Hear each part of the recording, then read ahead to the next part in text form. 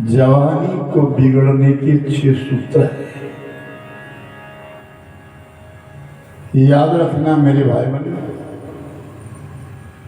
6 प्रकार से यौवन का विनाश होता है। कहा जाता है कि अधिक बोलने से जवानी नष्ट होती है। बोलो, इतना बोलो, परमार्थ का बोलो।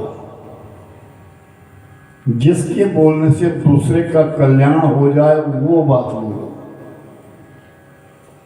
अकारण बोलने से हमारी जवानी ऊर्जा नष्ट हो जाती है।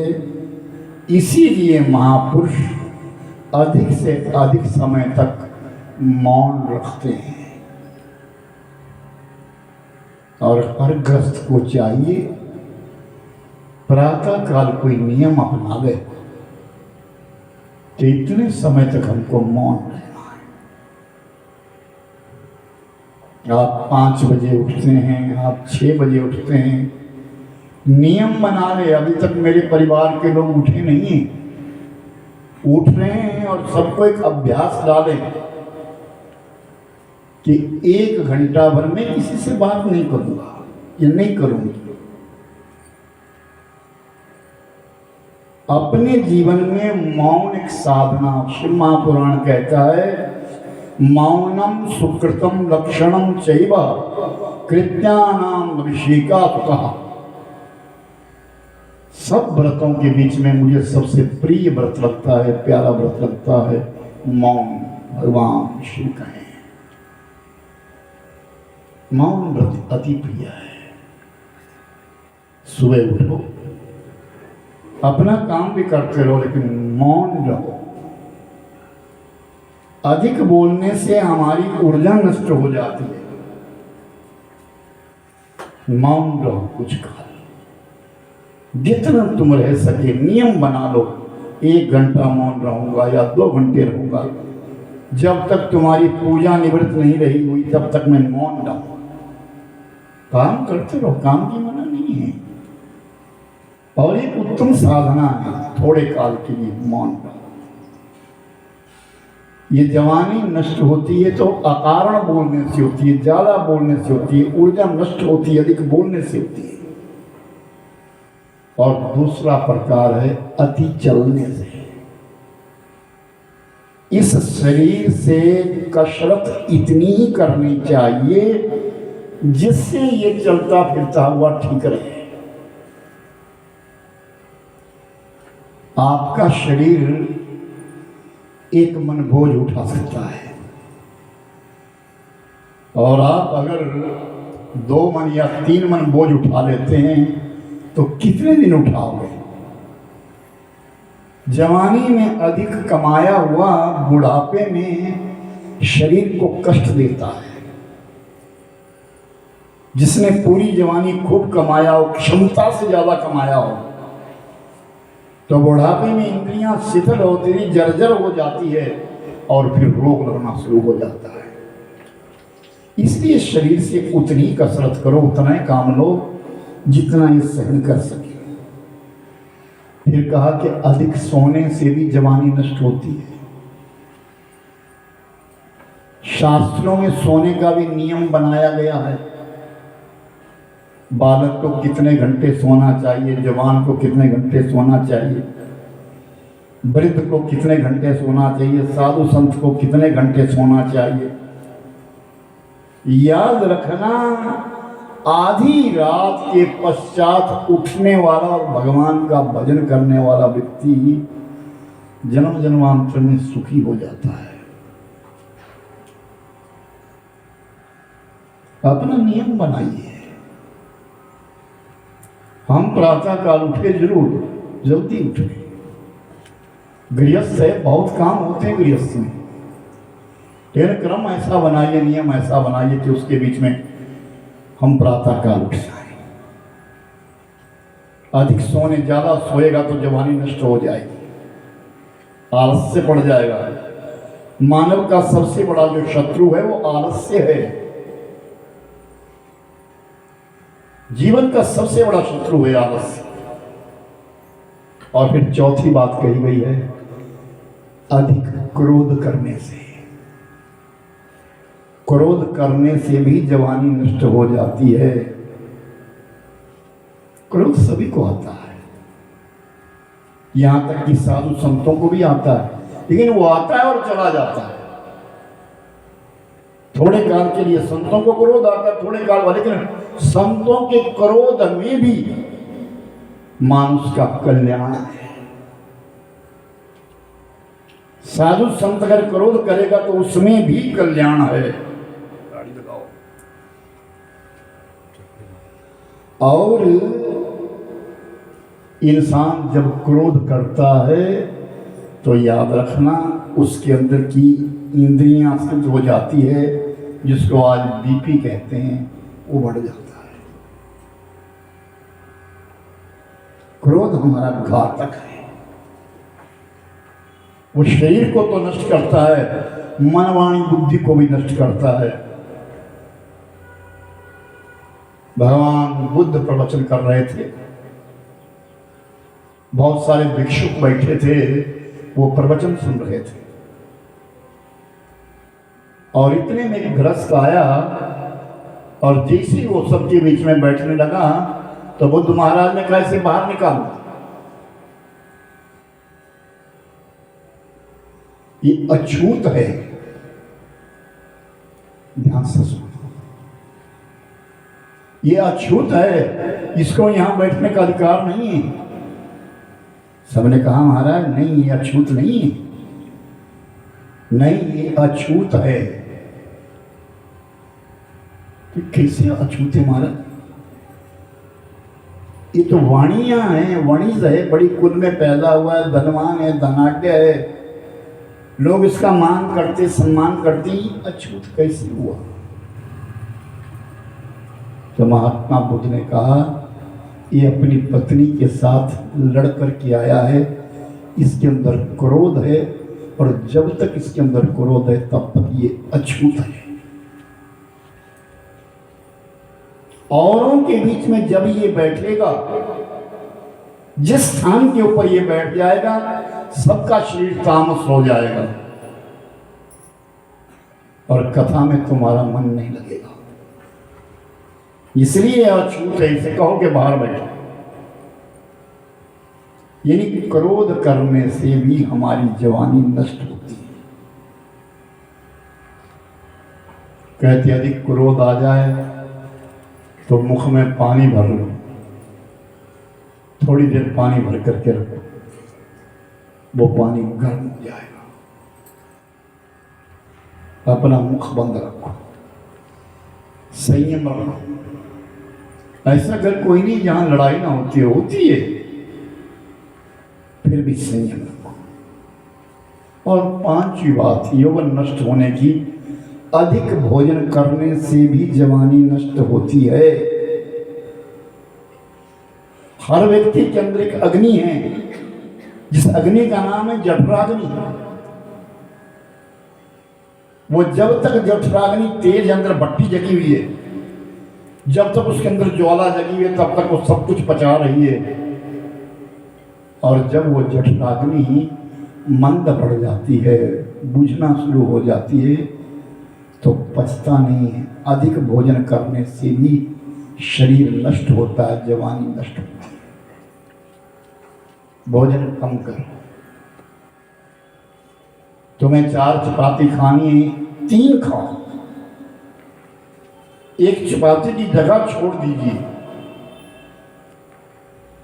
कम खाइए।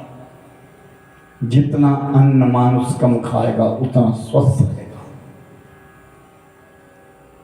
और छठी बात और विशेष बात, विषय भोग से भी जवानी नष्ट होती है।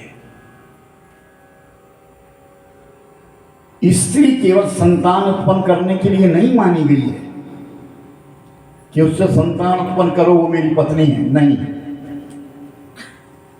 वो धर्म पत्नी है। धार्मिक कार्य करने के लिए अपनी अर्धांगिनी का होना अनिवार्य है। वो धर्म पत्नी है, धर्म की ओर ले जा रही है। और धर्म पत्नी वही है जो अपने पति को धर्म के रास्ते पे चलाती है। तो ये 6 बातें विशेष कही गई। आज अयोध्या कांड प्रारंभ हो रहा है। कल तक बाल कांड की कथा हुई। राजा दशरथ जी महाराज अपने चारों पुत्रों की बारात लेकर के श्री अवध के बीच में लौट गए, अयोध्या में लौट गए। और अयोध्या के बीच में आज केकई ने प्रातः काल उठ करके कौशल्या भवन में चली गई और कौशल्या के पास जाकर के विनय करी, बहन आज तुझसे मैं कुछ मांगना चाहती। मां, क्या मांगना? केकई आज हमारे अयोध्या के बीच में 4 पुत्र वधुएं आ रही है, जो तुझे मांगना है सो मांग, मैं देने को तत्पर। तो केकई ने कहा कि कुल की रीति है कि जब भी पुत्र वधू आती है तो उसका मुख सबसे पहले सास देखती है और उसकी मुख दिखाई सास करती है तो उसको उठा करके डोले से उठा करके हम बुलाती है। मैं चाहती हूं जो काम तुम्हारा है बहन वो मैं करूं। सीता की मुख दिखाई मैं करूंगी। कौशल्या ने कहा, अरे केकई तू देखे या मैं देखे, हम में फर्क ही क्या है, कोई बात नहीं, तू कर लेना। आज दुंदुरियां बजती आई, नगाड़े बजते आए और चारों तरफ से नृसिंगे बजते चले आए, कोलाहल मच रहा है, शोर मच रहा है, जय जयकार हो रही है, उदपति की जय जयकार हो रही है। बारात राजमहलों के आंगन में आ गई। चारों डोलियों को रख दिया गया और सबसे आगे जो डोली है वो सीता की है। केकई आरती का थाल लेकर के बाहर जाती है और सीता की डोली को, सीता का पर्दा हटाती है और जब उस सुंदरता की मूर्ति सीता को देखा ना, आहा, तो केकई के बालों में चूड़ामणि, वो चूड़ामणि निकाली और मुख दिखाई के बीच में सीता। फिर केकई के पास एक चाबियों का गुच्छा है। वो चाबियां कोई साधारण नहीं है, सपनों का महल है। केकई को एक बार सपना आया और सपने के बीच में केकई ने एक बड़ा सुंदर महल देखा। ऐसा विचित्र महल देखा कि देखते ही रह गई। और भोर जब हुई तो राजा दशरथ से कहा, बहुत प्रिय रानी थी राजा दशरथ की, केकई से बहुत प्रेम करते थे। क्यों? कि केकई के आने से ही अयोध्या में संतान हुई है। तो प्रभुवर राजा दशरथ से कहा कि मेरे सपनों का महल तैयार करो। तो राजा दशरथ ने कहा कि सपना तूने देखा, मैं क्या जानूं, कैसा तेरा महल देखा तूने, मैं कैसे पहचानूं, मुझे नहीं मालूम। आप मेरे सपनों का महल बनाइए। तो राजा दशरथ ने विश्वकर्मा को बुलाया और विश्वकर्मा से कहा कि जो इस केकई ने सपने में महल देखा है उसे आप बनाओ। विश्वकर्मा ने केकई की मन की बात को समझ करके एक सुवर्णमय कनक भवन तैयार कर दिया और पूरा भवन बन करके तैयार हुआ। उस भवन के बीच में ताले लगा दिए गए, जबकि अयोध्या में ताले नहीं लगते थे, और सारे घर की चाबियों का गुच्छा केकई के हाथ में थी। ये महल तेरा है। आज जब सीता की मुख दिखाई हुई तो केकई ने वो चाबियों का गुच्छा निकाला और मुख दिखाई में सीता को दिया। चारों पुत्र वधुओं को लाया गया।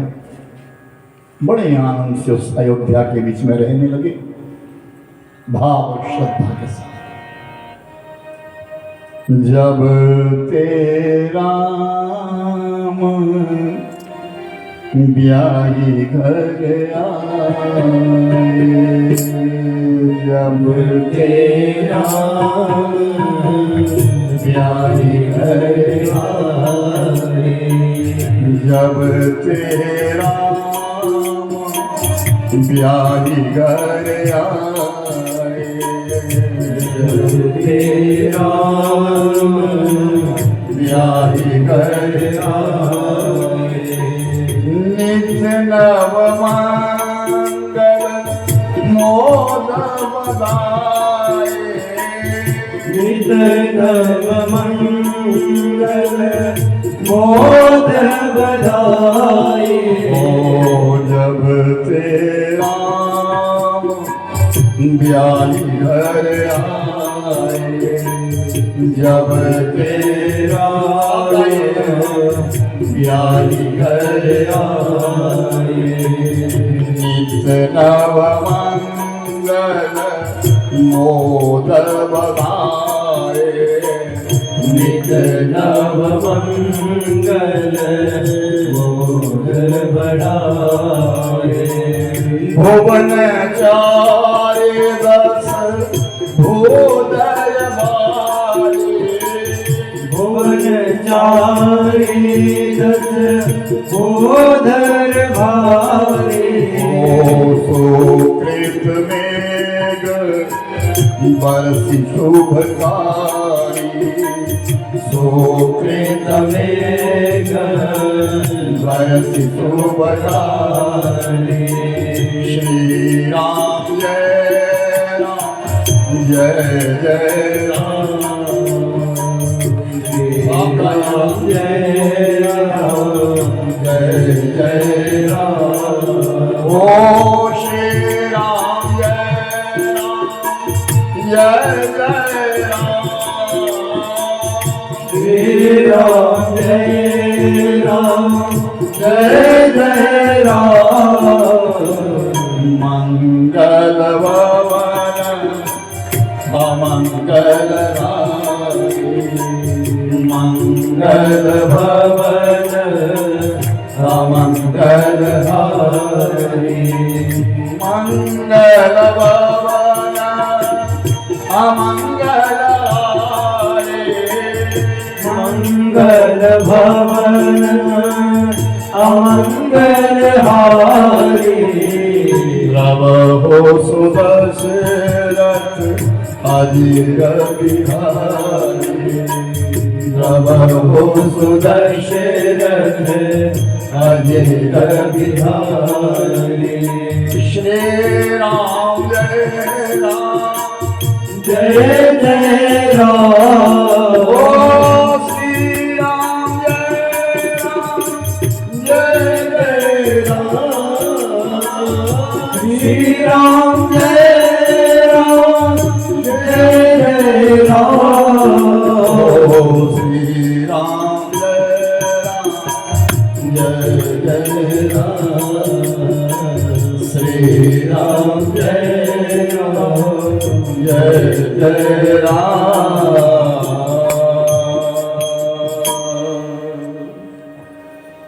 जब ते राम ब्याही, जब से राम जी का विवाह हुआ है, नित नव मंगल मोद बधाए, रोज नए नए कार्य होते हैं, मंगल गीत गाए जाते हैं, अच्छे अच्छे लोगों का आना जाना होता है। अयोध्या बड़ी सुसज्जित हुई है, और कहें भुवन चारि दस भूधर वारी, सुकृत मेघ बरस शुभकारी। आकाश में बादल भी आते बिना बरसे जाते नहीं है, पवन चलती है, हवा चलती है, जितना अनुकूल हो उतना। कोई स्त्री अगर पेड़ के नीचे विश्राम कर रही है, सो गई है, तो हवा इतनी चलती है कि उसका आंचल ऊपर नहीं उठता। इस प्रकार का राज्य है, हर जगह शांति है, हर जगह मन है, बड़े प्रेम से जिंदगी बीत रही है सबकी, बड़े अच्छे ढंग से। लेकिन मानुष की लालसा खत्म तो नहीं होती, तो बढ़ती जाती है, तृष्णा और बढ़ती जाती है। याद रखना, हर चीज को बुढ़ापा आता है, हर वस्तु को बुढ़ापा आता है, लेकिन तृष्णा एक ऐसी है जिसको जवानी ही आती जाती है। तृष्णा को बुढ़ापा नहीं आता, वो मरते दम तक जवान रहना चाहती है। तो सब अवधवासियों के मन में भी एक बात है, क्या? राम राजा कब बनेंगे, राम राजा कब बनेंगे। अंगम गलितम फलितम मुंडम और दसन बगे न जातम तुंडम अंगम गलितम फलितम मुंडम दसन बगे न वृद्धो याति गृहीत्वा दण्डं वृद्धो याति गृहीत्वा दण्डं तदपि नाशमुञ्चति पिण्डं भज गोविन्दं भज गोविन्दं गोविन्दं भज मूढ़मते भज गोविन्दं भज गोविन्दं गोविन्दं भज मूढ़मते। तृष्णा कम नहीं होती। अयोध्या के बीच में राजा दशरथ के कोई संतान नहीं थी, तो सबकी एक लालसा थी कि राजा दशरथ के संतान हो जाए, संतान हो जाए। परमात्मा चले आए, प्रभु कृपा हुई, संतान हो गई। सबका विचार था ये बड़े हो जाएं, बड़े हो गए। फिर सबकी लालसा उठी, इनका विवाह हो जाए, विवाह हो गया।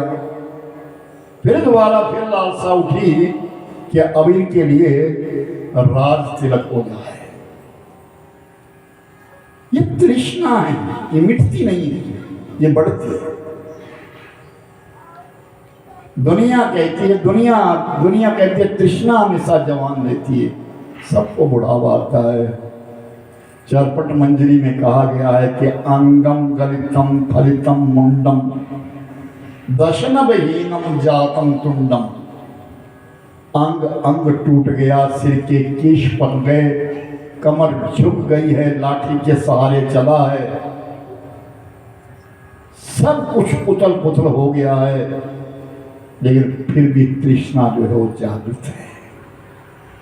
इसलिए ऐ मूढ़ ऐ मूर्ख भज गोविंदम भज गोविंदम गोविंदम भज मूढ़ मते। उस गोविंद का नाम ले ले। मेरे भाई बहनों, सब बूढ़े हो रहे हैं, जवानी लौट के नहीं आ रही है, सब बूढ़े हो रहे हैं। जो आप 5 साल पहले थे वो अब नहीं है, और सही मायनों में जो कल थे वो आज नहीं है, और जो आज है वो कल नहीं होंगे। ये पल पल क्षण क्षण हमारा शरीर घट रहा है। किससे पूछे कि तुम्हारा बेटा कितना बड़ा हो गया? अरे 10 साल का हो गया, पर उस मूर्ख को ये पता नहीं है कि मेरे बेटे की आज आयु 10 साल कम हो गई है। वो ये सोच रहे हैं कि हमारा बेटा बड़ा हो गया, बड़ा नहीं हुआ।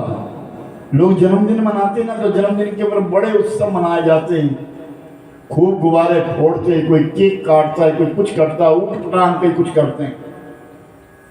इन्होंने ये पता नहीं कि आज तेरी उम्र 1 साल कम हो गई। बड़ा विचारणीय विषय है, ध्यान देना मेरे भाई बहन। तुम्हारे पास दौलत कमाओ, दुनिया भर की दौलत कमा लो, अच्छी शोहरत कमा लो, लेकिन एक दिन जब छोड़ करके जाना होगा ना, तब बड़ा पछतावा होगा। कौन भोगेगा इसको? हमारी दौलत को भोगने वाला कौन होगा? हमारे आगे आने वाली जो पीढ़ी है वो क्या होगी? इसलिए महापुरुषों ने एक बात कही है, ध्यान से सुनिए सभी। मृत्यु से पहले ये विचार मत करिए कि हमारे जाने के पश्चात हमारे परिवार का क्या होगा। ये विचार मत करो। ये विचार करो कि मरने के बाद हमारा क्या होगा।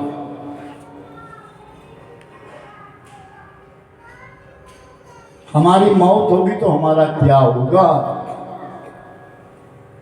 परिवार की मत सोचो, अपना सोचो हमारा क्या होगा।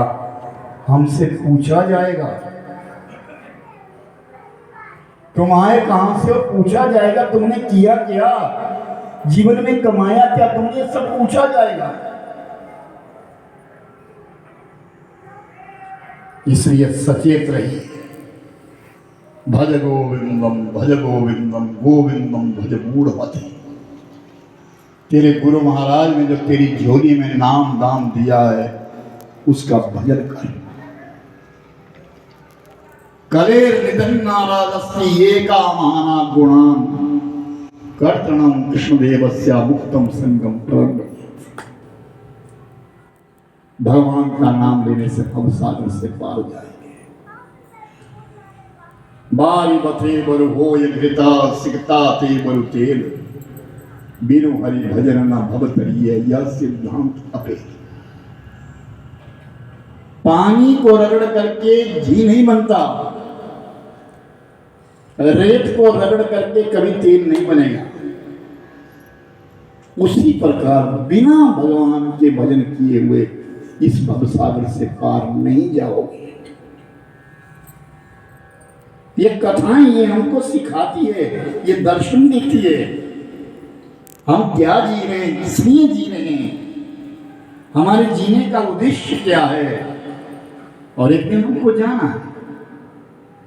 ये मकान ऐसे रहेंगे, ये गाड़ियां ऐसी रहेंगी, ये जगह जमीन, ये किले बंटवारा सब ऐसे रहेंगे। आपसे पहले कितने लोग चले गए। विचार करिए, मैं 26-27 साल पहले जब आया था तो कितने लोग थे। मैं भी तो जानता हूं, बुजुर्ग तो दिख भी रहे, सब चले गए और हम कतार में खड़े हुए हैं। हमें भी जाना। अपने मन में निर्णय लीजिए, हमारा आगमन क्यों वहां है, आए तो हम। ये हमारी इच्छाएं कम नहीं होती, इच्छाएं प्रबल होती है। और दुखों की जो जननी है वो इच्छा ही है। दुखों को जो जन्म देती है वो इच्छा ही है। हमारी कमाई है 5,000 की और इच्छा है हमारी 10,000 की। उस 10,000 को पूरा करने के लिए हम ना जाने क्या क्या कर रहे हैं। यहां तक कि लोभ इतना बढ़ जाता है, इंसान लोभ के अंदर अपना ईमान और धर्म खो देता है। एक संत थे ना, बड़े उच्च कोटि के संत थे। वो भ्रमण करते करते निकल गए एक बार, अपनी कुटिया से उठे और चले गए। दूसरी नगरी में चले गए, दूसरे राज्य में चले गए। एक बहुत बड़ा बाग था, उस बाग में अपना डेरा लगा लिया, बैठ गए। विद्युता छुपी नहीं रहती, साधना छुपी नहीं रहती, तपस्या छुपी नहीं रहती, नजर आ जाती है। बाबा बैठे थे, उन्होंने एक धुना लगाया, बड़े प्रेम से बैठे। उनके साथ हमेशा एक कुत्ता रहता था। कुछ आस पड़ोस के लोगों को पता चला कि यहाँ बगीचे में कोई बाबा आए हैं, तो साधु का दर्शन करने के लिए सात्विक लोग जाते हैं, धार्मिक लोग जाते हैं। गए और बाबा जी के सामने बैठे तो बाबा जी ने बड़े सद्वचन सुनाए। उनको बड़ा प्यारा लगा। उन्होंने अपने नगर में जाकर के इक्का दुक्का तिक्का दूसरों को 4 को 6 8 को बोलना शुरू कर दिया। भाई हमारे यहाँ एक साधु आए हैं, बड़े निर्मल संत आए हैं और बड़ा अच्छा प्रवचन करते हैं। तो लोग चलना शुरू हो गए, भीड़ लग गई। हाँ बाबा रोज 1-2 घंटा जो है कुछ अपनी वाणी से बोलते हैं, सबको सदुपदेश देते हैं। और ये बात चलते चलते राजा तक पहुंच गई। तो राजा ने विचार किया, ऐसा कोई संत आया है तो हमें भी जाना चाहिए। तो राजा ने कुछ भेंट तैयार करी, भेंट लेकर के वो चले। क्योंकि कहा गया है कि 5 जगह खाली हाथ नहीं जाना चाहिए। ध्यान से सुनिए सभी। तुम्हारे पास कुछ भी नहीं है, पानी का लोटा लेके जाओ। तुम्हारे पास कुछ भी नहीं है, फूल लेकर के जाओ। सबसे पहली बात, अपनी बेटी के यहां जाओ तो खाली हाथ मत जाओ। सभी बातों को नोट करना अपने मन में। आप कथा सुन रहे हैं, मर्यादा पुरुषोत्तम श्री राम की कथा, सनातन की कथा है। हमको जीवन कैसे जीना ये हमको रामायण सिखाती। अपनी बेटी के घर जाओ तो खाली हाथ मत जाओ। भगवान के दरबार में जाओ, खाली हाथ मत जाओ। गुरु महाराज के पास जाओ, खाली हाथ मत जाओ। और राजा के पास जाओ तो खाली हाथ मत जाओ। और मित्र के घर में जाओ तो खाली हाथ मत जाओ। सुशीला से सुदामा ने कहा था, सुशीला भेज तो तू रही है मेरे को द्वारिका में, मेरे बचपन का यार है, वो मित्र है। और मित्र के घर खाली हाथ नहीं जाते, देने को तो कुछ है ही नहीं। तो सुशीला ने कहा था, घबराओ नहीं, ये कार्य मैं करूं। और उन्होंने पोटली में चिवड़ा बांध दिया था, जो तुम्हारे पास वस्तु है उसे लेकर के जाओ, खाली हाथ मत जाओ। ये 5 जगह। तो राजा ने बहुत सारी सामग्री इकट्ठी करी और बाबा का दर्शन करने चले। सो तो नहीं गई बेटा? हरिओम। जब जहाँ आए हैं तो लोग किनारे किनारे हटे, किनारे, अरे राजा आए, राजा आए, राजा आए। तो सबने रास्ता दे दिया और सबसे आगे राजा आकर के बैठ गए। संत प्रवचन कर रहे थे, सबसे आगे राजा बैठ गए। साधु कोई बात कह रहे थे, किसी शब्द पर कह रहे थे, राजा का ध्यान तो थोड़ी देर के पश्चात बदला। बाबा के साथ एक कुत्ता बैठा था, उस कुत्ते के ऊपर ध्यान चला गया। वो कुत्ता कैसा? उस कुत्ते के गले में एक पट्टा बंधा हुआ है। याद रखना हमारा लोभ कैसा है, सुनिए ध्यान से। उस कुत्ते के गले में एक पट्टा बंधा हुआ है और वो पट्टा फटा हुआ है। और उस फटे हुए पट्टे से नजर आ रहा है कि गले में एक हीरा बांधा हुआ है। बाबा के पास हीरा था, वो कुत्ते के गले में बांधा था। तो बाबा प्रवचन कर रहे हैं, लेकिन राजा कहां सुन रहा है? राजा का ध्यान तो हीरे पे चला गया। प्रवचन समाप्त हो गया। राजा को नहीं मालूम क्या बोला क्या नहीं। लोग उठ करके चले गए। राजा बैठा है और साधु बैठे, कुत्ता बैठा, सिर्फ 3 जीव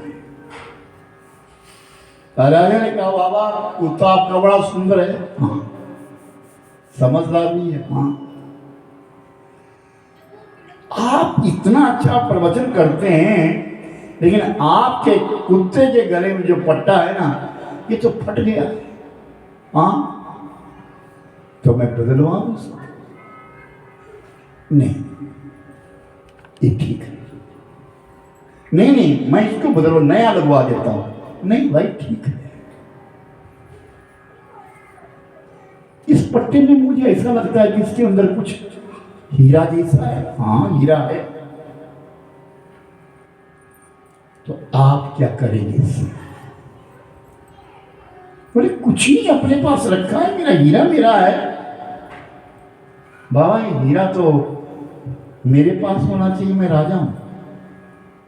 क्यों भाई? ये मेरे पास है, मेरा है। आप भले राजा, लेकिन ये हीरा तो मेरा है। तो क्या इस हीरे को मुझे दे सकते हैं? आपकी तो किसी मतलब का नहीं। बाबा ने कहा एक शर्त पर। क्या? इस कुत्ते के साथ कटोरे में जो दूध पिएगा वो इस हीरे को ले लेगा। राजा ने इधर देखा उधर देखा, कोई नहीं। डालो बाबा दूध। और कटोरे में दूध डाला। एक तरफ कुत्ता लपटाया और दूसरी तरफ से राजा ने जब मुख खोला ना तो तुरंत कटोरे को खींच लिया बाबा ने। ऐ मूर्ख, तेरे लिए ईश्वर ने इंसान का मानव का रूप दिया। इस कांच के टुकड़े के लिए से लोभ के तू अपना ईमान और धर्म खो रहा है। यानी लोभ के लिए इंसान अपना धर्म खो देता है। तुम्हारा कोई कितना ही दुश्मन क्यों ना हो, कितनी बड़ी दुश्मनताई हो, लेकिन अगर तुमको उससे कुछ लाभ दिखता है तो तुम दुश्मनी छोड़ दोगे और उससे प्रेम कर दोगे। ये हमारी कमियां हैं। भज गोविंदम भज गोविंदम गोविंदम भज मूढ़मते। अरे मानव, तुझे दुनिया से जाना है, इन इच्छाओं पर कुछ पाबंदी लगा। इन इच्छाओं के ऊपर कुछ अंकुश लगा। और नाम तेरा है तारणहारा, कब तेरा दर्शन होगा। नाम तेरा है तारणहारा, कब तेरा दर्शन होगा। जिसकी रचना इतनी सुंदर, वो कितना सुंदर होगा। हर नाम तेरा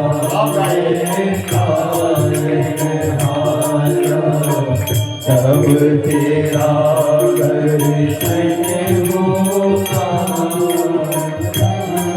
तेरा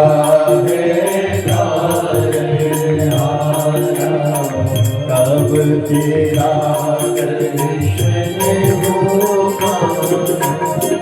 जिसकी रचना इतनी सुंदर, वो कितना सुंदर होगा। हर नाम तेरा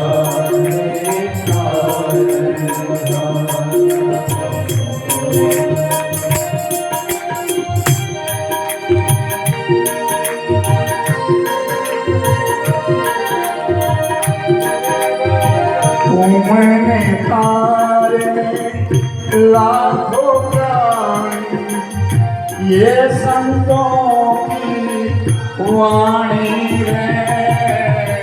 तुमने तार लाखों प्राण, ये संतों की वाणी है।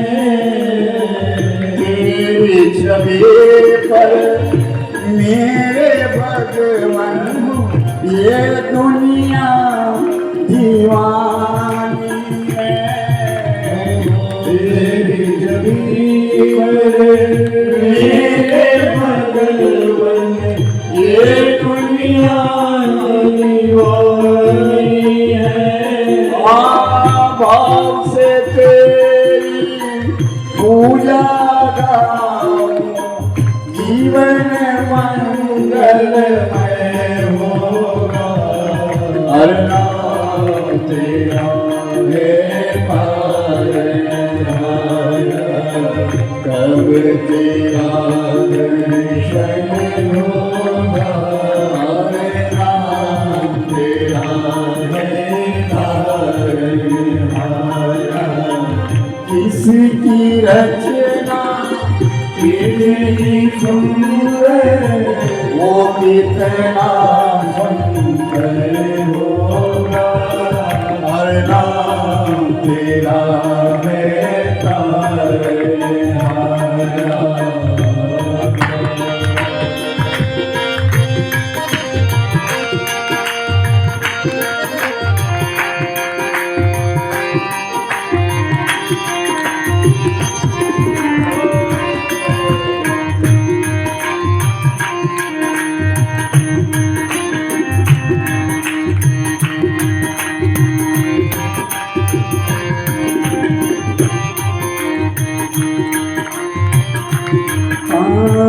जो नर मुनिवर जिन चरणों में निश दिन शीश झुकाते रहे जो मुनिवर चरणों में निश दिन शीश झुकाते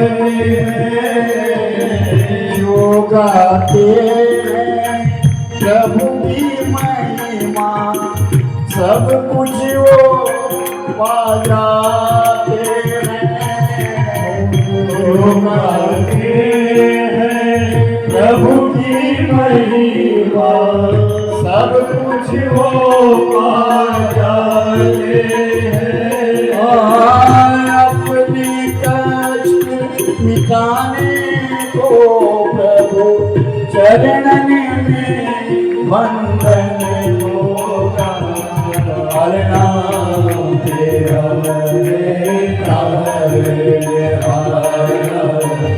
अब तेरा दर्शन होगा नाम तेरा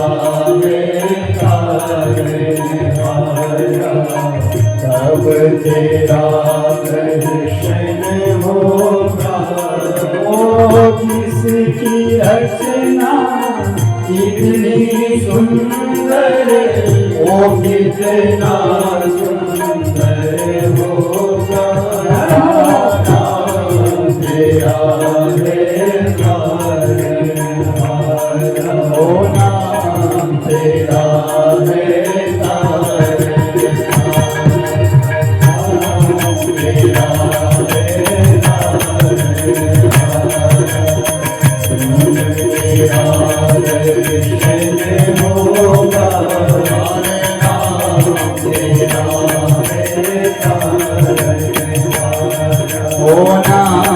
तेरा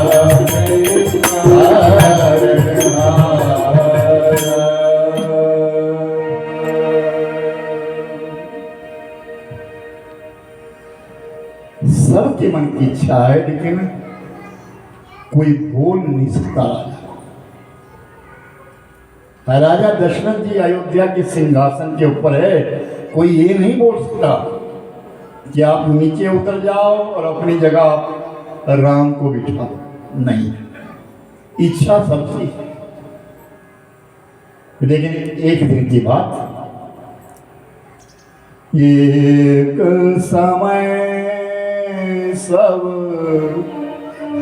सहित समाया एक समय सब सहित समाया देखो जितना गा सके गाइए ये चौपाइया नहीं ये मंत्र है जितनी अपनी जीवा से बोलेंगे ना एक जगह कथा हो रही थी सुनो ध्यान से गांव में कथा हो रही थी लेकिन एक गांव में एक बुजुर्ग व्यक्ति था बहुत बूढ़ा और उससे सुनाई नहीं पड़ता था उसने देखा कि मेरे आंगन के किनारे से लोग जा रहे हैं कहां जा रहे हैं 2-3 दिन हो गए सारे गांव के लोग यहां से जाते उस बूढ़े ने लाठी उठाई और वो चलता आगे 5-7 घर आगे गया तो क्या देखा, वहां तो पंडाल लगा है, वहां तो लोग खचाखच बैठे हैं, कथा हो रही है। देखो उससे भी दिख गया, सुनाई नहीं पड़ता, दिख रहा है। वो कोने में चुपचाप बैठ गया। सब ध्यान से सुनिए। वो कोने में चुपचाप बैठ गया और जब कथा समाप्त हुई और जब वो लोग उठ करके जाने लगे, नीचे जब वो जाने लगे तो उन्होंने देखा, अरे ये बैरा भी आ गया। तो जा रहे, अब मजाक कर रहे, उसका मजाक उड़ा रहे हैं। और एक व्यक्ति ने अनायास पूछ लिया बड़े ऊंचे से कान के पास, तेरे को सुनाई तो पड़ता नहीं, तो क्यों आया? तो मालूम उस बुजुर्ग ने क्या कहा? उसने कहा, भाई सुनो,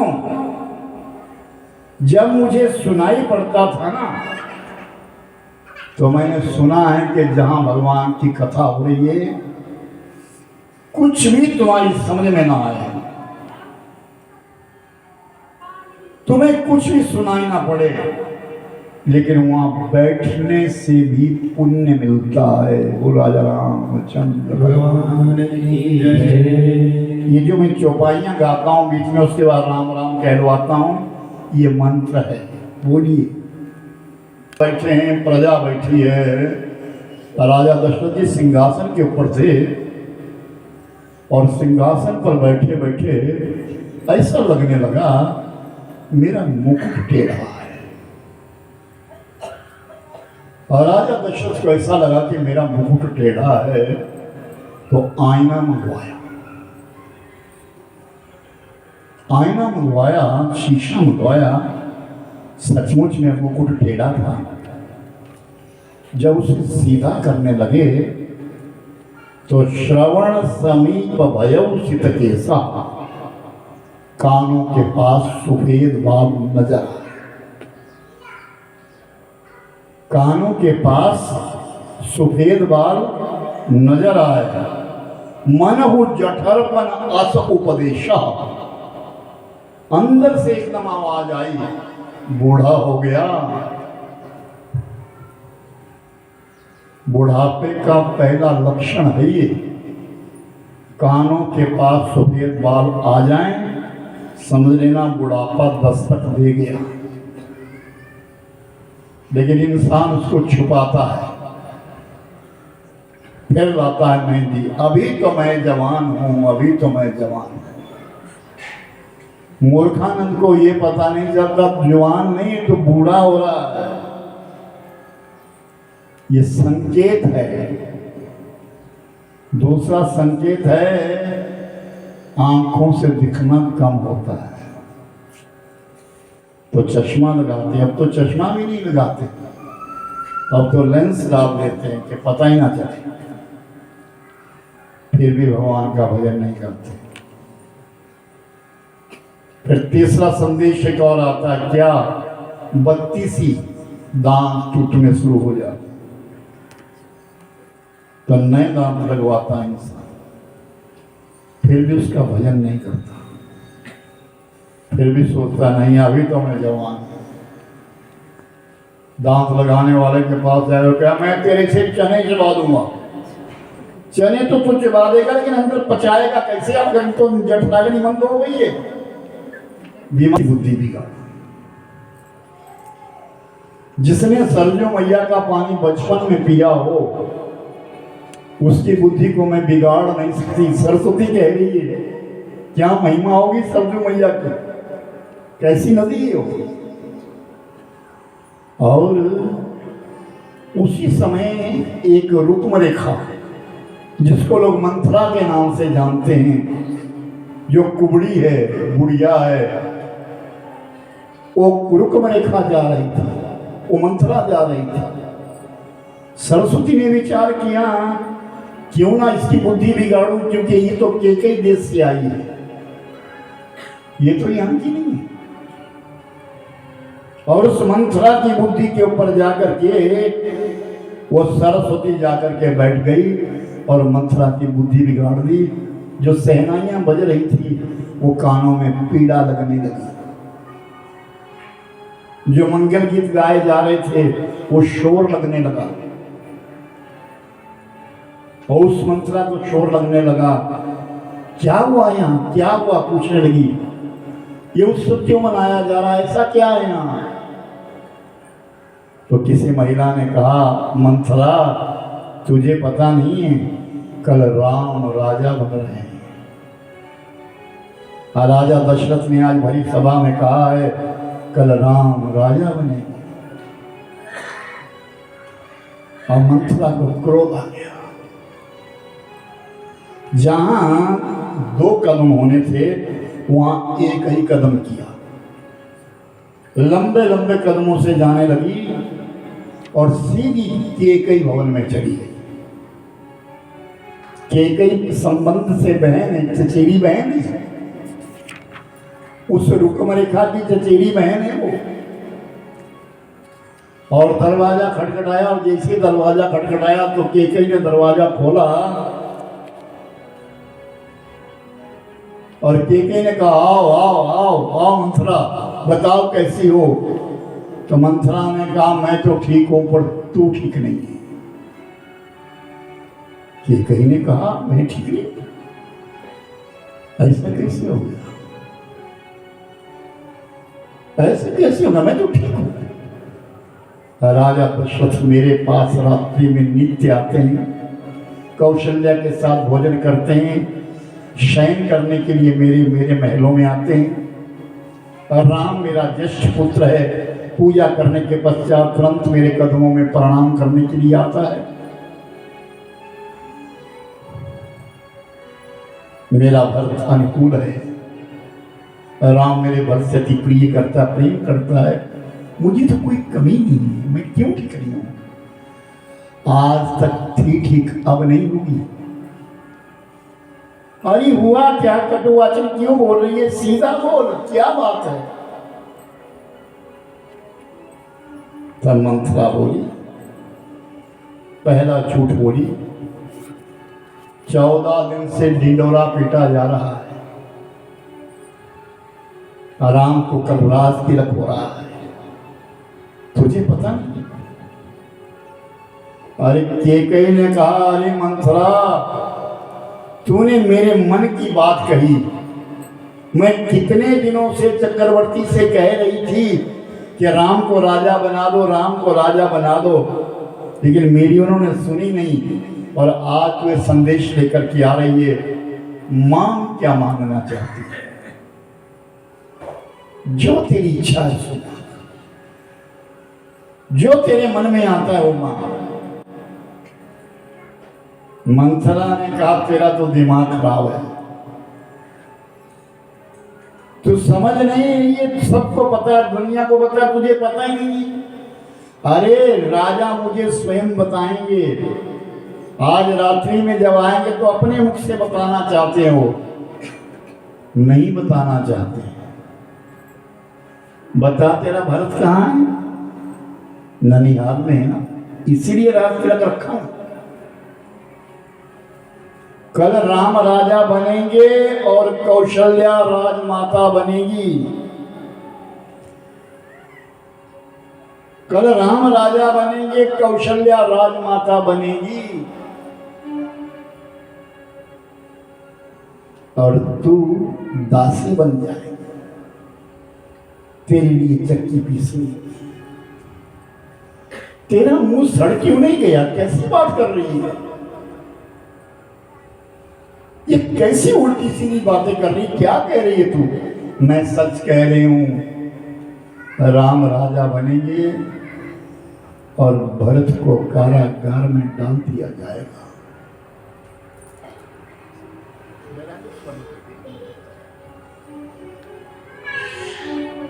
भरत को कारागार में डाल दिया जाएगा।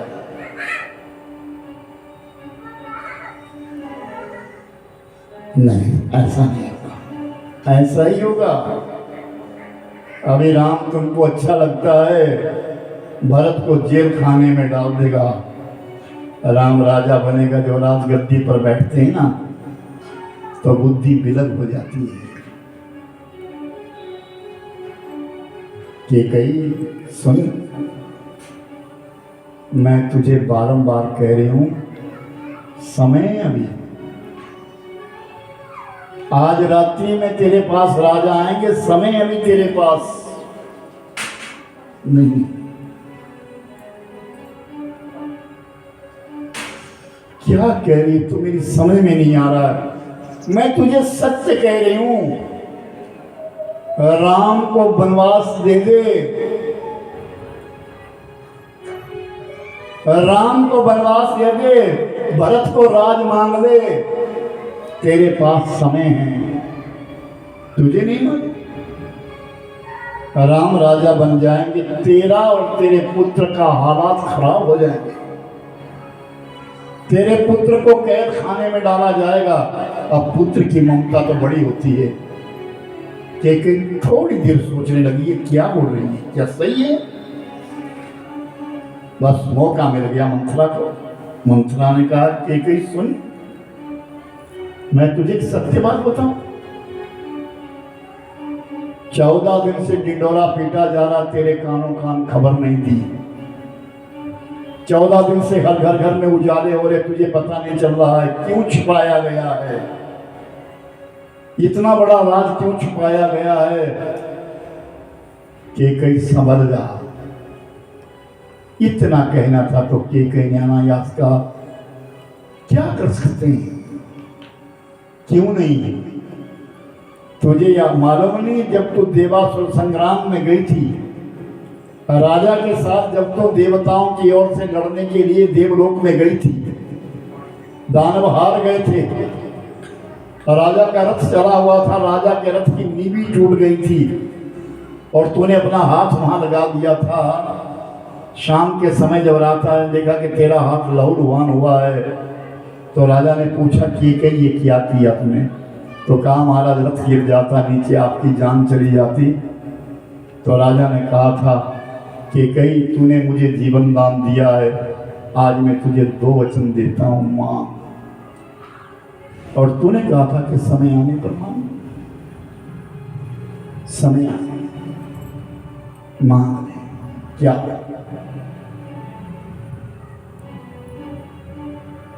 सुनहो प्राण प्रिया,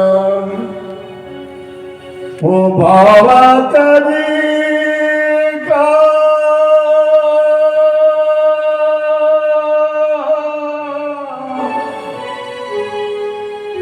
देवे कवर भरत टीका,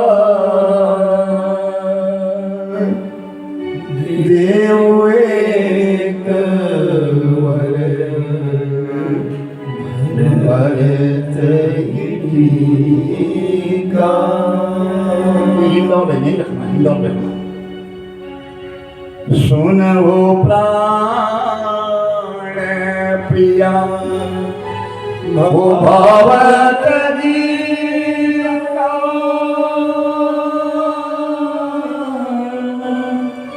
देव एक वर भरत टीका, देव एक वर भरत टीका।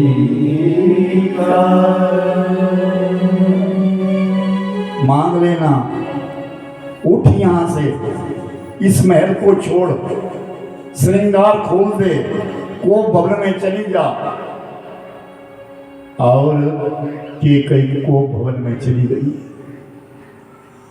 शाम का समय हुआ, रात्रि का समय हुआ। भोजन करने के पश्चात राजा दशरथ जी महाराज नित्य प्रति की भांति कई भवन में आके पता चला कई यहाँ नहीं, को भवन में। भागे भागे को भवन में गए तो क्या देखा, कई तो नीचे गिरी है, सिर के केश छोड़े किए हैं, श्रृंगार छोड़ दिया है, विधवा जैसा रूप बनाया है और फर्श पर लेटी है। तो राजा दशरथ ने पूछा, कई क्या हुआ, क्या हुआ? तो केकई कुछ नहीं कहती। केकई सुन, मैंने तेरे मन की बात कही। इतने दिनों से तू रोज कहती थी राम को राजा बनाओ, राम को राजा बनाओ, राम को राजा बनाओ। आज मैंने भरी सभा में वचन दे दिया। तब केकई बोली, वचन देते ही देते हो, कभी निभाते भी हो? तब राजा दशरथ बोले, रघुकुल रीति ओ सदा चलिया,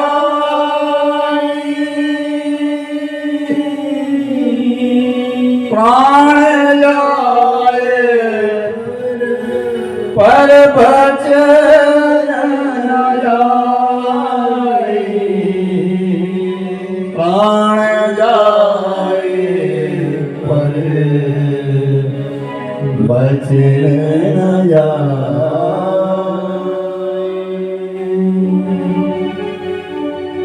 केकई मेरे वंश की रीति है, भले प्राण चले जा लेकिन वचन नहीं छोड़ता। ये क्या कह रही है तू? तो आपको याद है मेरे 2 वचन आपके पास है, 2 नहीं आज 4 मांग। कल तेरा राम राजा बन रहा है, 4 मांग ले। केकई कहती है 4 नहीं, सिर्फ 2 वचन चाहिए। मैंने आपसे 2 वचन मांगे थे, मेरे लिए 2 वचन दे दीजिए। कहो जो तेरी इच्छा सुना। सुनो प्राण प्रिया ओ भावत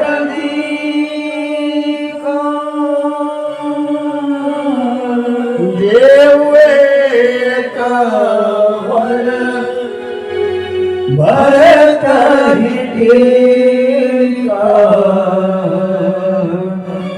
देवे कवर भरत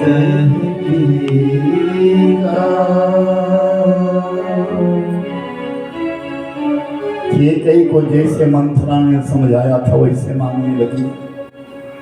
मेरा एक वर दो, मेरे भरत को राजा बना। राजा दशरथ जी चुप हो गए। मैंने आज भरी सभा के बीच में कहा कि कल राम राजा बनेंगे, और केकई कह रही है कि भरत को राजा बना।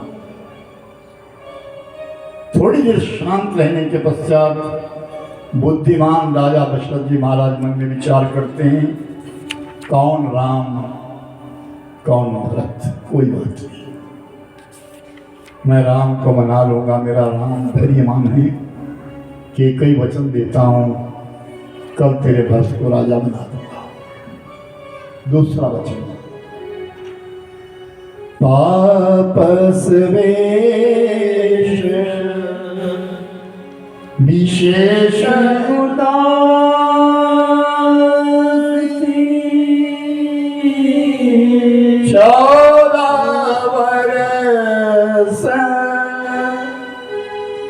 राम बनवासी, 14 वर्ष राम बनवासी।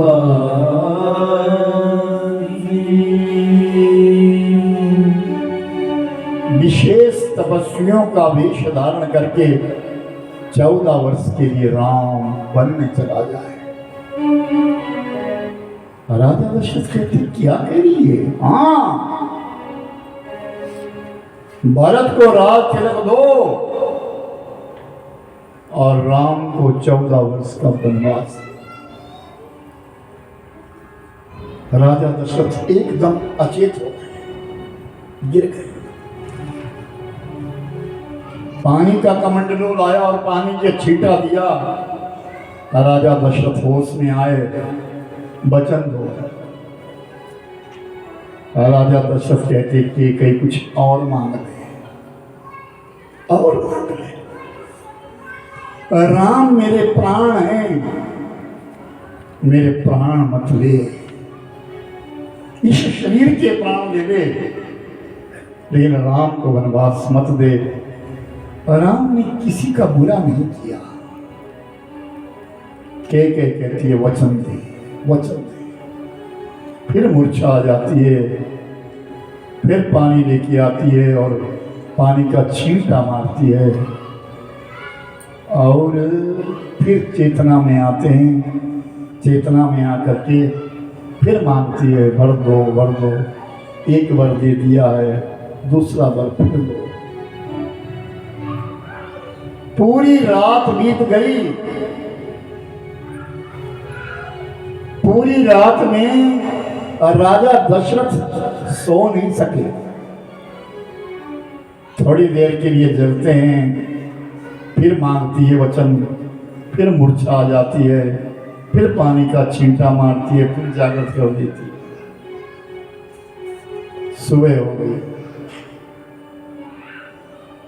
सूर्य निकलने का समय आ गया। राजा दशरथ के महलों के बाहर कतार लग गई लोगों की। लोगों की बड़ी लंबी कतार लगी है। क्यों?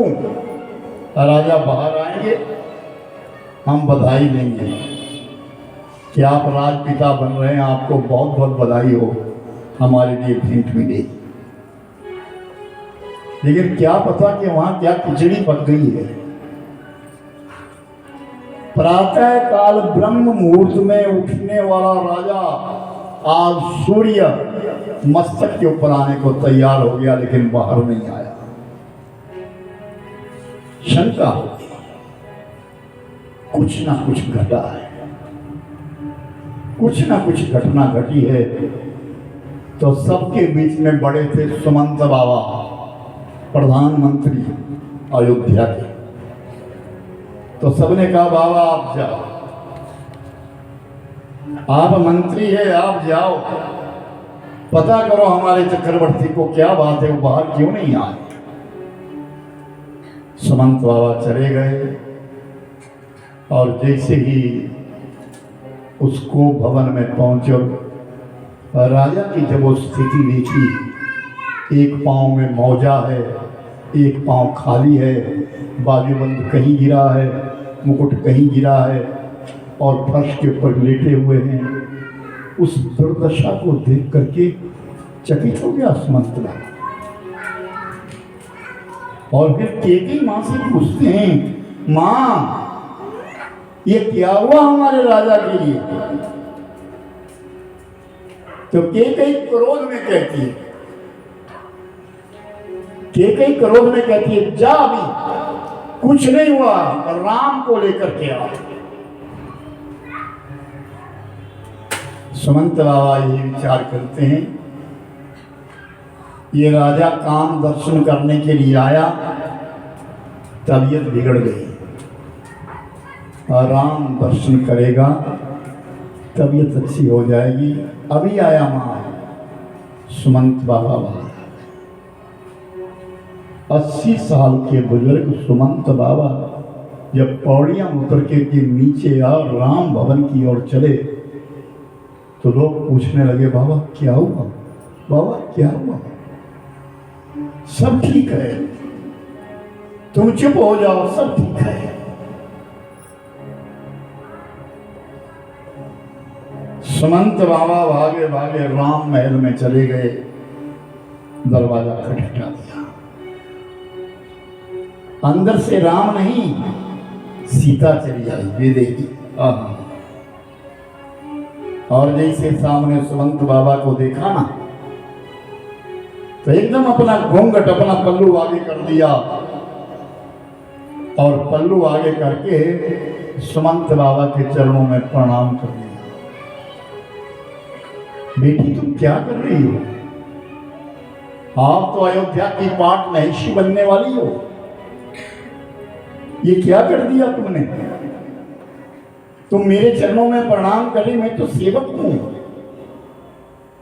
सीता ने कहा, मेरी माता ने मेरे लिए यही सिखाया है कि जो वृद्ध तुम्हारे दरवाजे पे आए उसके चरणों में वंदन करना तुमको पुण्य मिलेगा। अच्छा बेटी, आर्यपुत्र कहाँ है? अभी लेके आती हूँ। उस समय राम पूजा के वस्त्र उतार रहे थे। चलो प्रभु, दरवाजे के ऊपर सुमंत बाबा आए हैं, पता नहीं क्या बात है। और राम जैसे सुमंत के सामने आए, बाबा आप क्यों आए? किसी सेवक को भेज दिया होता, मैं तो उसके साथ आ जाता, आप क्यों आए? नहीं राम, चलो पिता ने बुलाया। ये नहीं कहा कि कई ने बुलाया है, पिता ने बुलाया। और आगे आगे सुमंत बाबा, पीछे पीछे राम कई भवन में चले गए। और जिस समय कई भवन में गए ना, और जब वहां का दृश्य देखा, अपने पिता और राजा दशरथ ने जब अपने पिता की स्थिति को देखा, जो फर्श पर गिरे,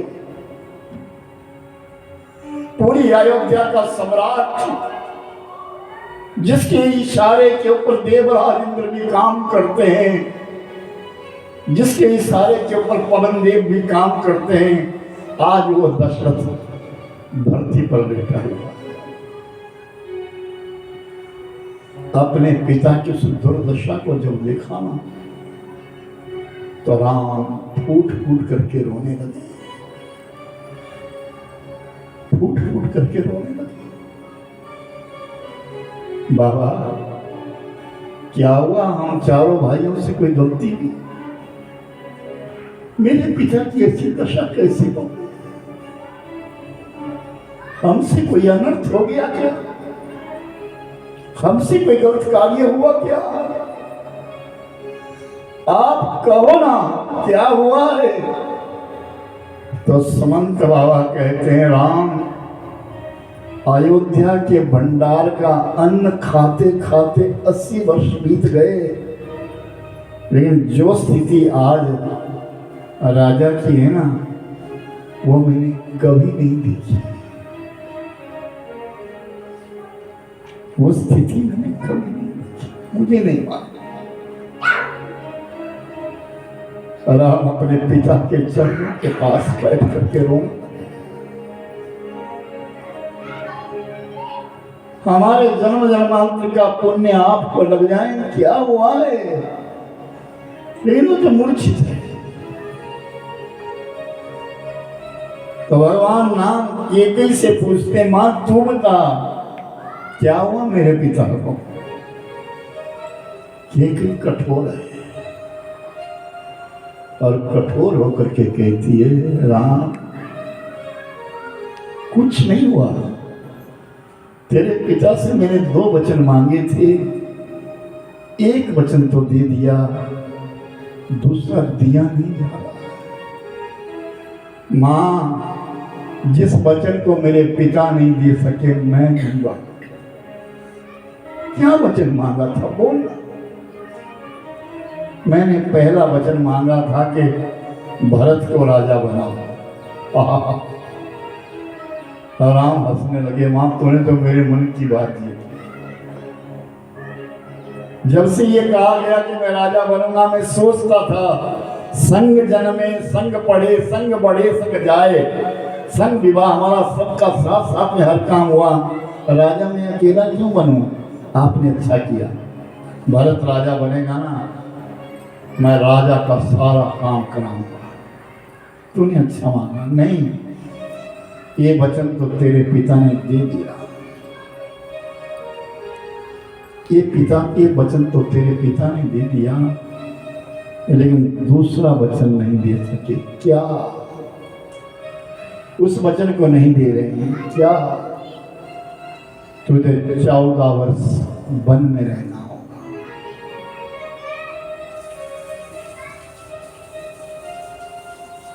सुन जननी सोई सुत बड़वागी,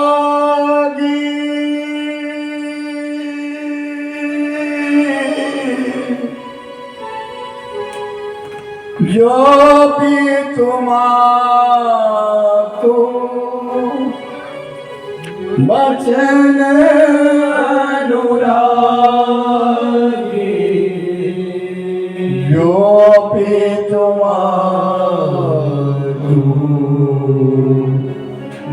वचन अनुराग।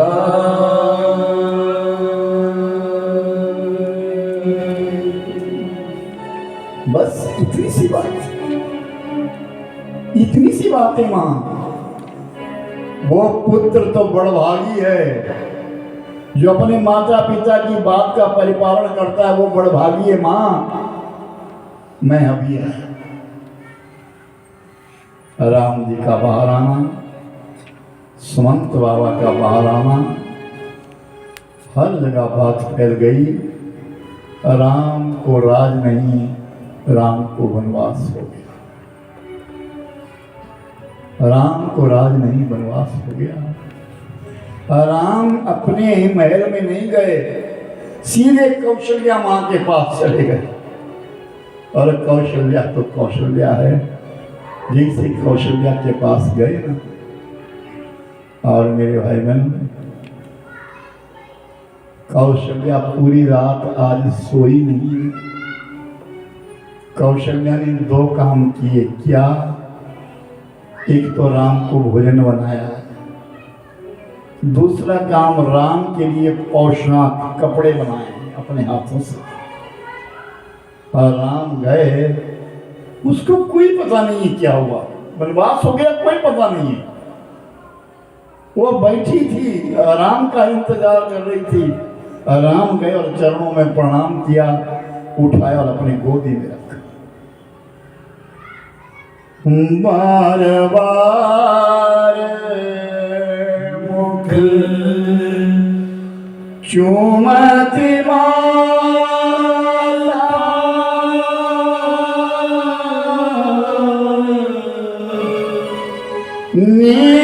निहारेना फूल की तगारा,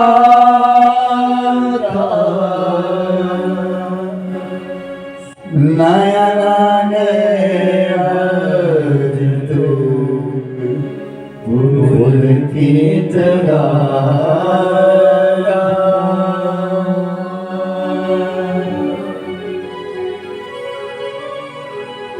बार बार मुख चूमती माला,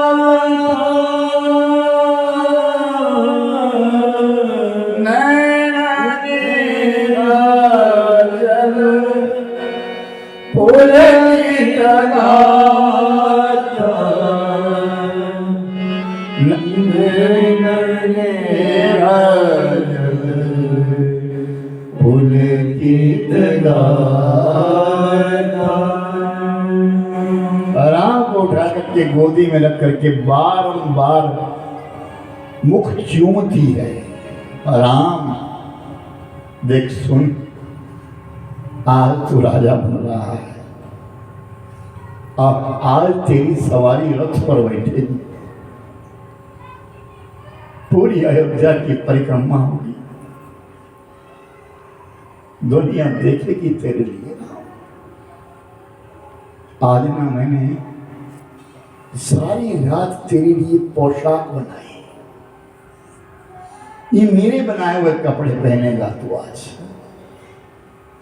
इन कपड़ों को पहन करके तू सिंहासन पर बैठेगा।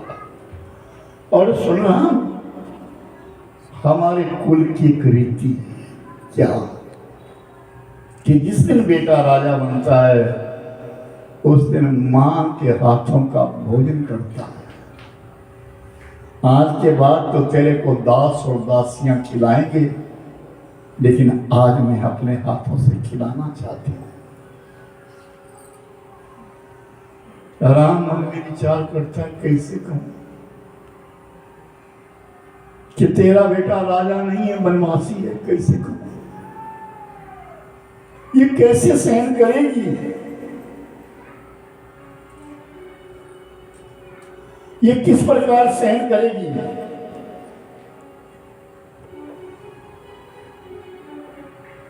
बारंबार बारंबार बजाते हो क्या बात।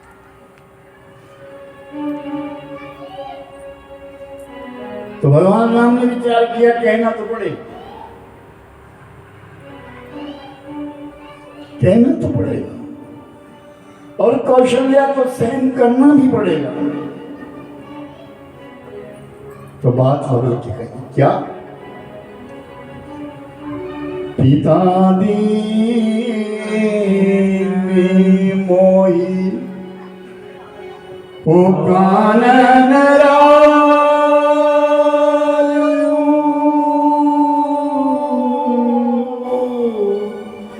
यहाँ सब भाई मोर बड़कारो, यहाँ सब भाई मोर बड़कारो।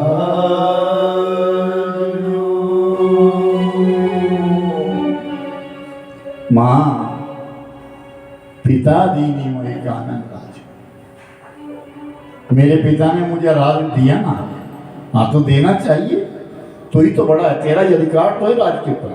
नहीं मां, हमारे राज्य की सीमा तो बहुत दूर दूर तक है।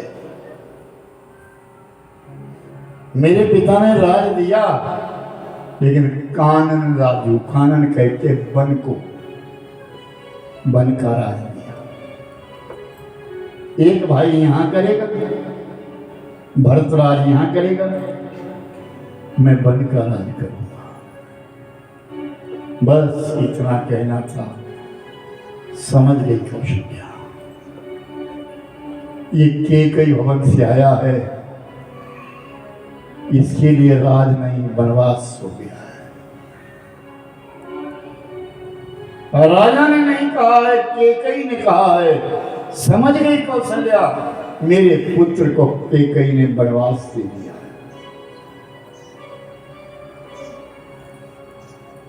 थोड़ी देर चुप रही, नैनों में जल भर गया, हृदय के ऊपर पत्थर रख लिया। फिर कौशल्या थोड़ी बात कहती है, सुन। जे भी तुम्हार हो गया वो बन जा,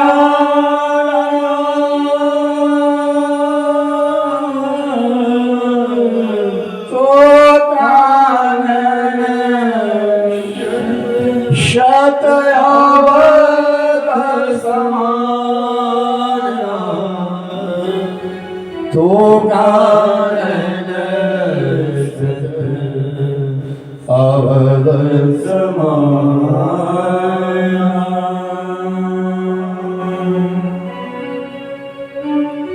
कौशल्या कहती है, जे भी तो मां तो कहऊ बन जाना। अगर तेरे पिता ने कहा होता तो मैं मना देती, पर मैं जान गई हूं कि तेरी भी माता ने भी तेरे लिए बन जाने को कहा है। तो सुन, मैं तेरे लिए आशीर्वाद देती हूं, तो कानन शत अवध समाना, तेरे लिए वो वन 100 अयोध्या जैसा बन जाएगा। दुनिया में सबसे बड़ा आशीर्वाद है मां का आशीर्वाद। जिस मां ने 9 महीने अपने पेट में बालक को रखा, उस मां का बड़ा आशीर्वाद। तो कानन सत अवध समाना, जा 100 अयोध्या जैसा तेरे लिए वो बन मिलेगा। राम ने चरणों में प्रणाम किया, और जैसे ही राम बाहर निकले ना, कौशल्या बहुत और राम की चरण पादुका को उठाया और अपने सिरहाने में रख दिया। कथा ऐसी आती है कि 14 वर्ष में ऐसा कोई भी दिन नहीं था जिस दिन प्रातः काल राम की चरण पादुका को नाम लिखती हो। दुनिया सुबह उठ करके अपने हाथों को देखती है, कौशल्या मां राम के चरणों से निकाली उस चरण पादुका को देखती थी। राम का बाहर आना सबको पता लग गया। सामने सीता खड़ी है। मैं भी जाऊंगी। नहीं सीते, नहीं मैं भी जाऊंगी। नहीं तुम नहीं जाओगे, तुम माता पिता की सेवा करोगी। उर्मिला है ना, मांडवी है ना, श्रुत कीर्ति है ना, आपसे बिना मैं रह नहीं सकूंगी। और अगर आप चले गए और मुझे नहीं ले गए ना, तो 14 वर्ष के पश्चात मैं आपको जीवित नहीं मिलूंगी। मैं आपकी पत्नी नहीं, मैं आपकी परिछाया हूं। इंसान से इंसान की परछाई कभी दूर नहीं होती।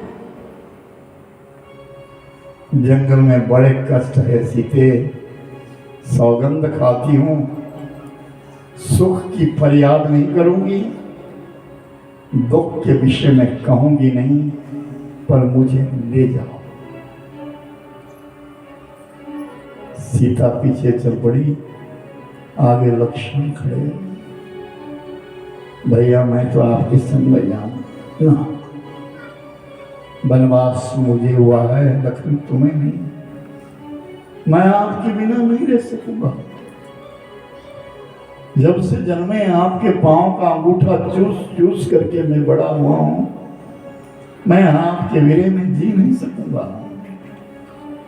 राम ने बहुत मनाया लेकिन लक्ष्मण नहीं माने। अंत में भगवान राम ने कहा जा मां सुमित्रा के पास। और लक्ष्मण उठे और मां सुमित्रा के पास जब पहुंचे तो सुमित्रा बहुत कम बोली, और जो बोली वो ठीक बोली। मां राम वन को जा रहे हैं, मुझे क्या किया? तो सुमित्रा कहती है मेरे पास पूछने आया। अवध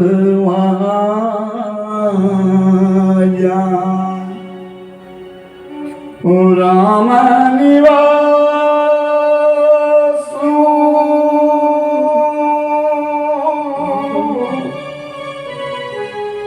दिवस जहाँ राम निवासु अवध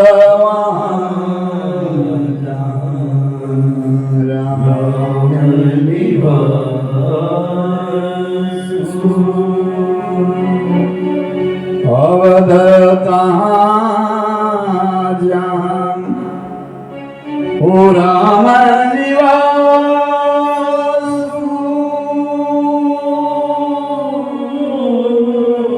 दिवस जहाँ भानु प्रकाश दिवस भानु प्रकाश जो पेशिया राम बन जाई अवध तुम्हारे काज कछु नाहि अवध तुम्हारे काज कछु नाहि।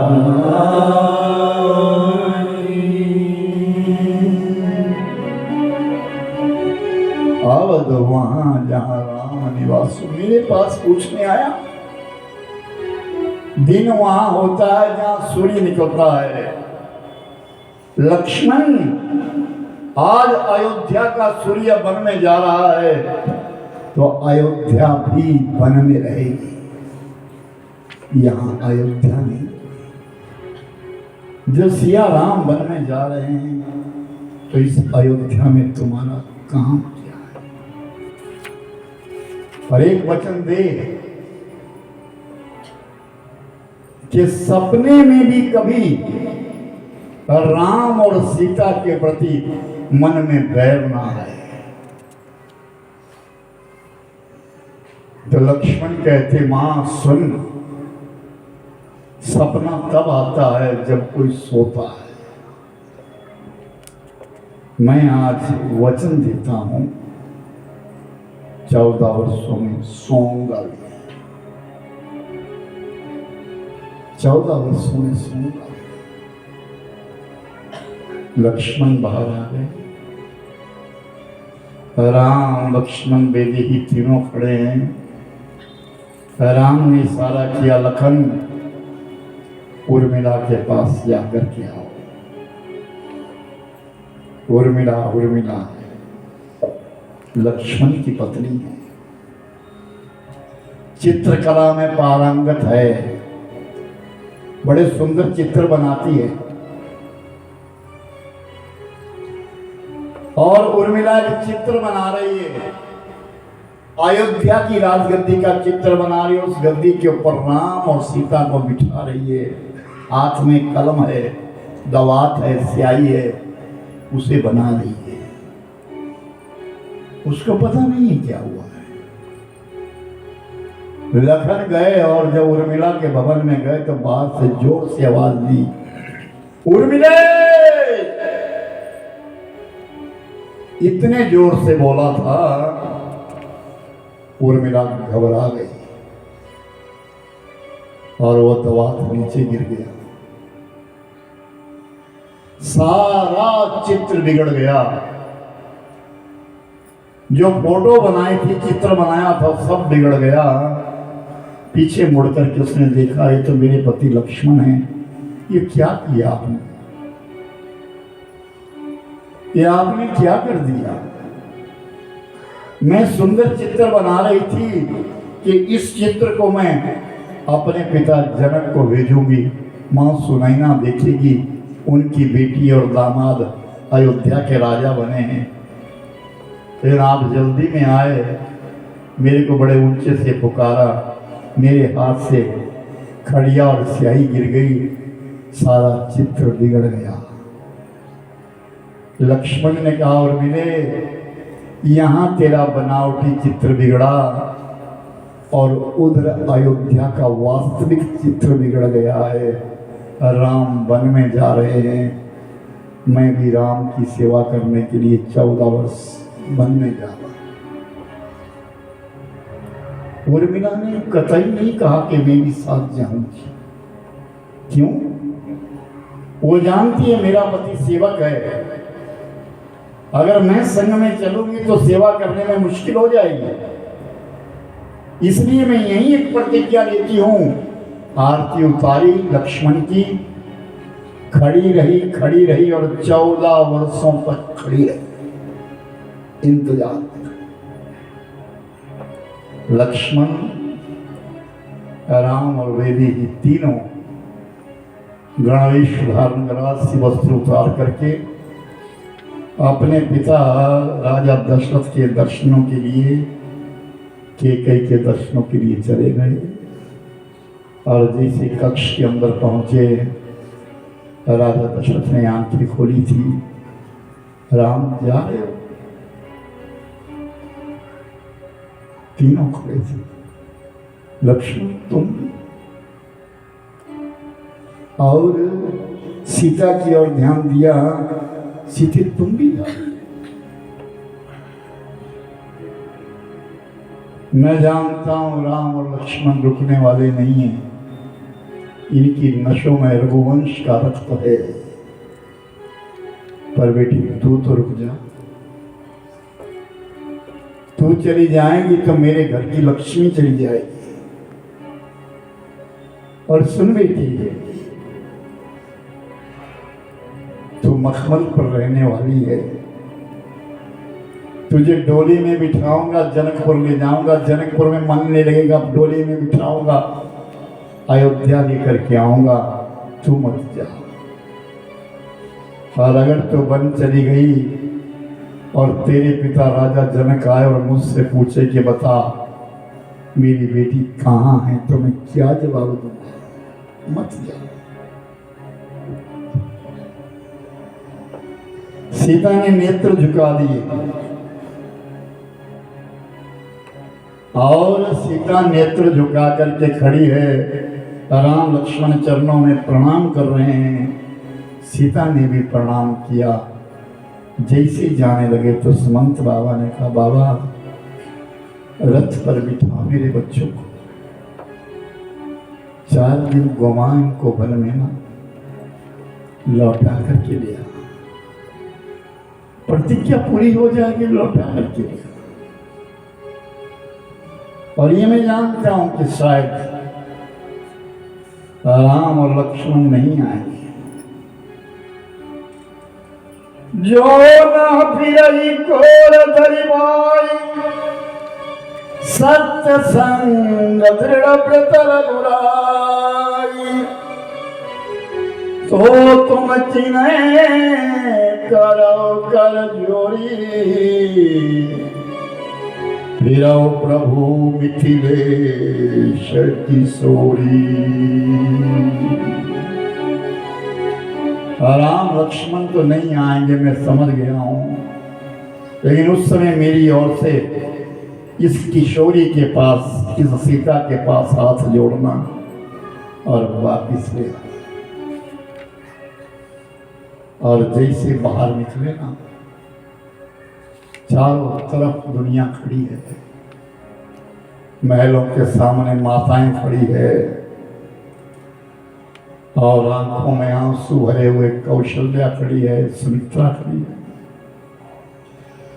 नारी जीवन हाय तुम्हारी ये कहानी, आंचल में दूध है और आंखों में पानी। जैसे बाहर आए ना, सब सारा समाज कहता है आप अयोध्या में नहीं रहेंगे, हमारे घर चलो, हमारे घर चलो। राम ने कहा क्या नहीं है? तो जब लोग नहीं माने तो सुमंत बाबा से कहा, बाबा रथ लाओ। और रथ के ऊपर राम, विदेही, लक्ष्मण तीनों बैठे। जब रथ चलने लगा ना, तो जिन माताओं के गोदी में बालक थे, छोटे छोटे बालक थे, उन्होंने अपने बालक रथ के आगे गिरा दिए। पहले इन बालकों के ऊपर से रथ चलाओ, फिर जाना। राम नीचे उतरते गए, एक एक के बालक को उठाते चले गए। आज अयोध्या में किसी ने चूल्हा नहीं जलाया है, आज अयोध्या में किसी ने गाय दोहन नहीं किया है, आज अयोध्या में कुछ भी नहीं हुआ है। आगे आगे राम का रथ चला और पीछे पीछे अयोध्या के नर नारी चल पड़े। सायंकाल का समय हो गया, सूर्यास्त का समय जिस समय हुआ था कि नदी आई, जिस नदी का नाम है तमसा। उस तमसा नदी के किनारे रथ जाकर के रुक गया।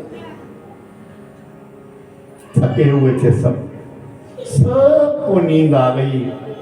लक्ष्मण जागते हैं, रथ पर बैठे हैं। आधी रात का समय जब हुआ तो भगवान राम ने सुमंत बाबा से कहा, बाबा चलो। लक्ष्मण सीता को जगाया, रथ पर बैठे। सारे अवधवासी सोए हुए रह गए। भगवान राम आधी रात में अयोध्या छोड़ करके निकल गए। बोला रामचंद्र भगवान की।